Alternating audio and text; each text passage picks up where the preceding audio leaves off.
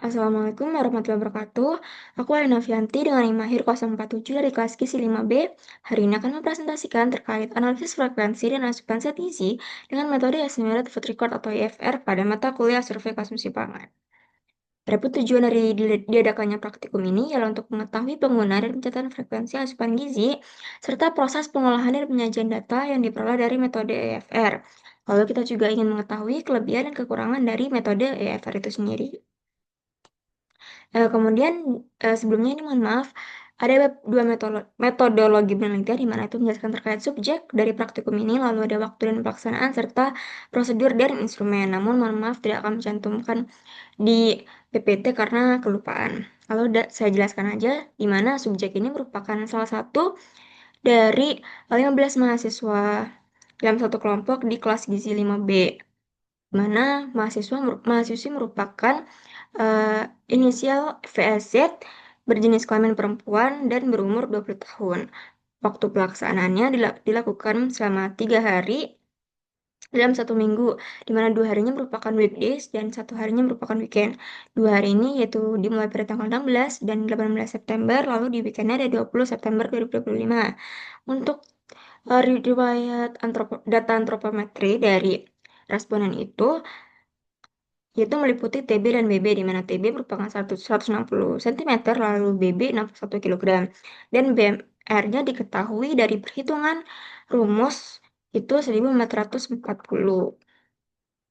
Kemudian kita masuk ke hari pertama, di mana hari pertama ini dapat kita lihat responden mengonsumsi sari roti dan juga susu untuk sarapan. Lalu ada nasi kriwil dan juga soto Madura untuk makan berat dan mixed platter serta mie ayam. Lalu selingannya tuh belum ada. Itu mulai ada di hari kedua, di mana ada cireng dan juga pisang goreng. Terus sarapannya juga tetap sama, sari roti. Terus mulai ada buah, yaitu buah pepaya juga. Terus ada bakso dan udah. Oh, dan nasi nugget. Terus di hari ketiga itu sarapannya ada bubur Madura, terus selingannya Ciki Balls, buah yang buah pepaya, lalu nih nasi beratnya itu ada Jatinangor dan nasi cakalang.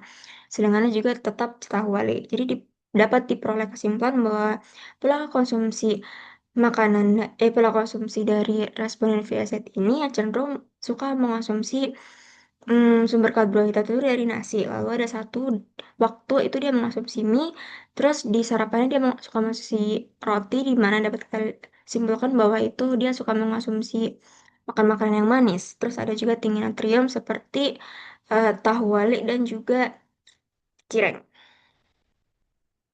Lalu kita peroleh perhitungan zat gizi makro dan zat gizi mikro. Karena ini estimated food record, jadi responden itu sebelumnya kita minta untuk memfoto setiap bahan makanan yang dikonsumsinya tiap hari.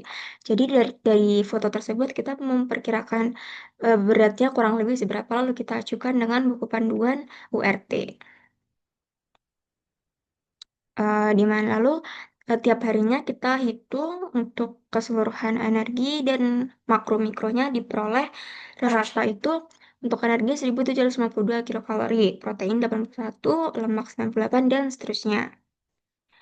Menurut cut-off UNPAG, sebenarnya responden ini walaupun kelihatan cukup banyak ya konsumsinya kayak 2 hingga 3 kali sehari, namun masih tergolong defisit energi sedang sebesar 71%.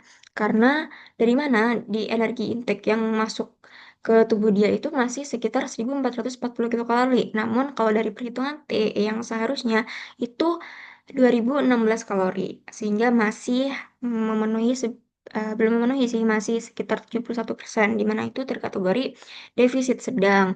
Lalu di rincian untuk karbohidratnya juga masih belum memenuhi, yang sudah memenuhi hanya dari protein, yaitu sekitar 81 gram. Lalu di bagian mikro juga sama seperti makro, dan sama juga ya kalau dilihat dari defisit sedang berarti masih banyak yang belum terpenuhi. Karena yang terkategori melebihi itu ada di zinc sekitar 231%, cukup banyak, namun di bagian zat mikro yang lain itu sangat jomplang, yaitu masih kecil.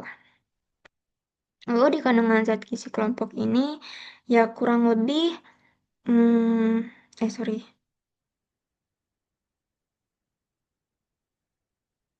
Oh, nggak ada.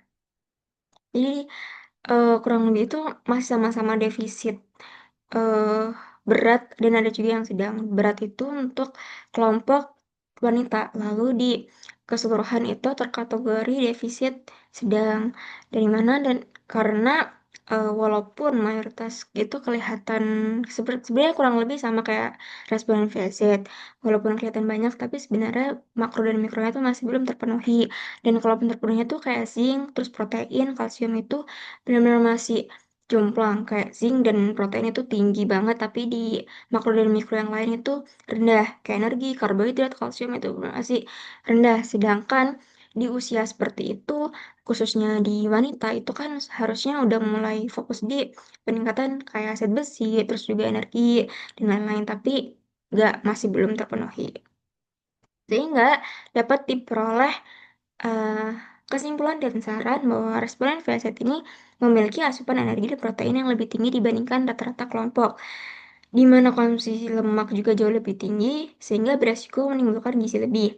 Lalu secara umum, seperti energi, karbohidrat, kalsium, vitamin A, dan vitamin C itu relatif sama, di mana protein dan zinc juga berlebih, lalu di lainnya itu defisit. Hal ini menunjukkan bahwa metode EFR itu efektif digunakan untuk menilai pola konsumsi pangan secara rinci.